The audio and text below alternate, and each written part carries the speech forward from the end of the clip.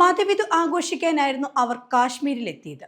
April 16-നായിരുന്നു Vinay നർവാളും ഹിമാൻഷിയും തമ്മിലുള്ള വിവാഹം നടന്നത്. വിവാഹത്തോടനുബന്ധിച്ച് ലഭിച്ചിരുന്ന അവധിയിലായിരുന്നു വിനയും ഹിമാൻഷിയും മതവിധു ആഘോഷിക്കാൻ കാശ്മീരിൽ എത്തിയത്.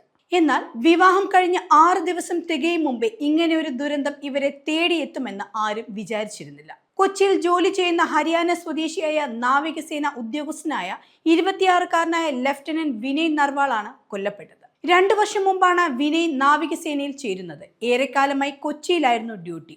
ഏപ്രിൽ 6-ന് വിവാഹവും 19-ന് റിസപ്ഷനും പരിപാടികളും ഉണ്ടായിരുന്നു.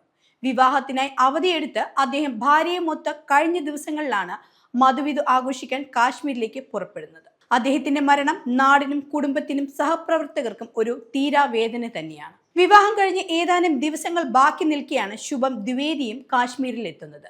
ഭാര്യയും ഭാര്യയുടെ മാതാപിതാക്കളും ഭാര്യ സഹോദരിക്കും ഒപ്പമാണ് ശുഭം കാശ്മീരിൽ എത്തിയത്. പകൽഗാമിന്റെ ഭക്ഷണശാലയ്ക്ക് സമീപമുണ്ടായ ഭീകരാക്രമണത്തിലാണ് ശുഭം ദ്വിവേദി കൊല്ലപ്പെടുന്നത്. തലയ്ക്കാണ് അദ്ദേഹത്തിന് വെടിയേറ്റതെന്നാണ് സഹോദരൻ സൗരഭ് ദ്വിവേദി വ്യക്തമാക്കുന്നത്.